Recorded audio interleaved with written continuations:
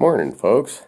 So we moved to Idaho in 1991, and this is the first time I've ever found one of these. Greg and Jeff have found them before, but I never have. It's awful dark in here. I don't know, maybe we'll be able to see it, but hold on here. Yeah, you can see them.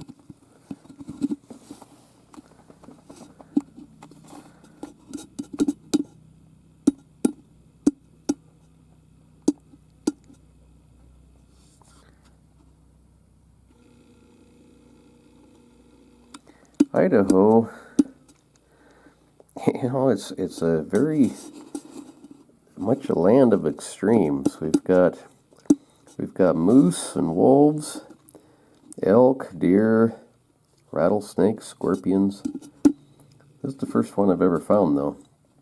My buddies have found them before, but I never have. In, like I said, 34 years, this is the first one.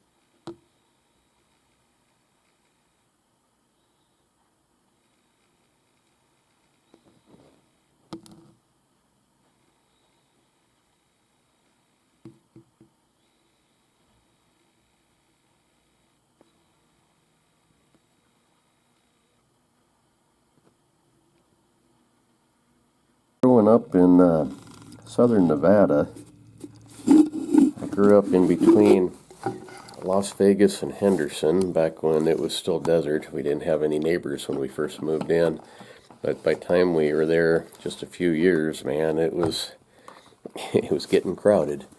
But down there was a lot of them, and me and Cindy were married for probably at least 2 years. And she asked me one time, well, why do you always roll your pants and your shirt up real tight at night? I told her, well, it's habit from scorpions.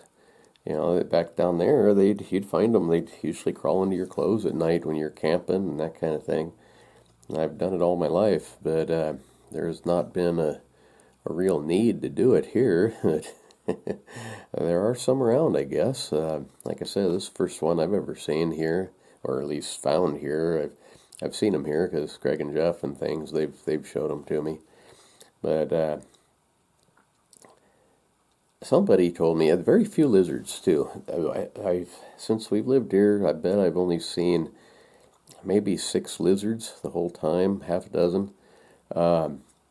Somebody told me we actually have horned toads here, and if you don't know what a horned toad is, they're a little flat lizard that has I don't know what kind of dinosaur it is, but the back of its head has little spikes on them. Looks like one of them dinosaurs and things, and they make really neat pets.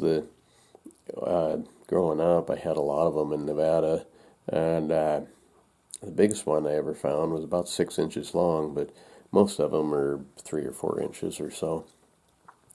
But supposedly we have them here. I've never seen one.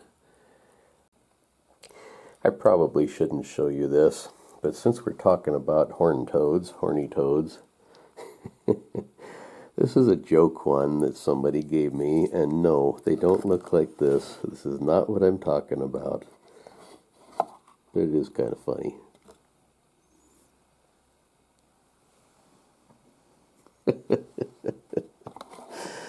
Oh boy. And then somebody asked me about my phone too. What I did here, this is that beaver tail that I tanned. What I did here is this case, I took the case off and I just drilled a bunch of holes in it and sewed it on there, glued it down. This is that's a watch fob. It's supposed to have been a original from the Hunter Trader Trapper magazine, that from the like 1915 to 1920, somewhere in there. I'm not positive on the dates. It turned into Fur Fish and Game later on, but I found out after I bought this, I probably paid too much because, I mean, it might be an original, but I found out that they do make reproduction ones, and it might be one of those. Anyway, it just kind of, the watch fob, I got that so I can get it out of my pocket easier. I can grab that a lot easier than grabbing the phone. Anyway, we have to go to Challis. Cindy bought on an online auction. She bought a brass post bed frame, and gotta go pick it up.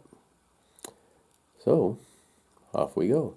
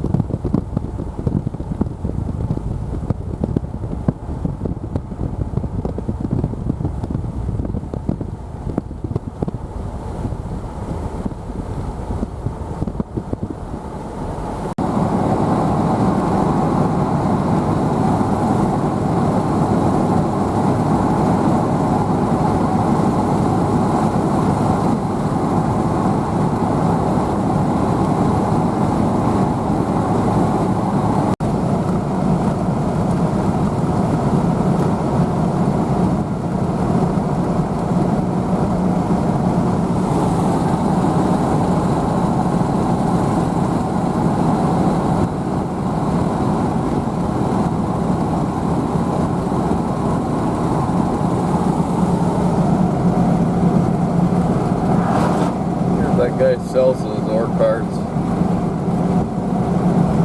does, and then he wants them off. Bet he does too.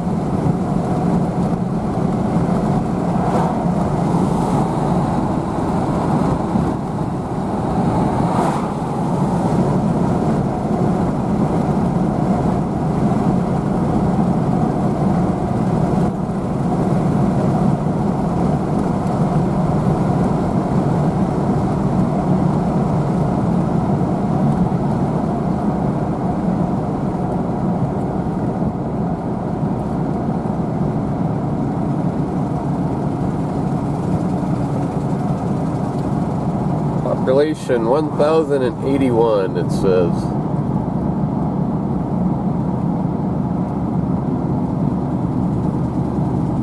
Hey, Cindy Lou, where are we going? It just says 811 Apex Lane. Why is it? Just read it. Apex Lane. Apex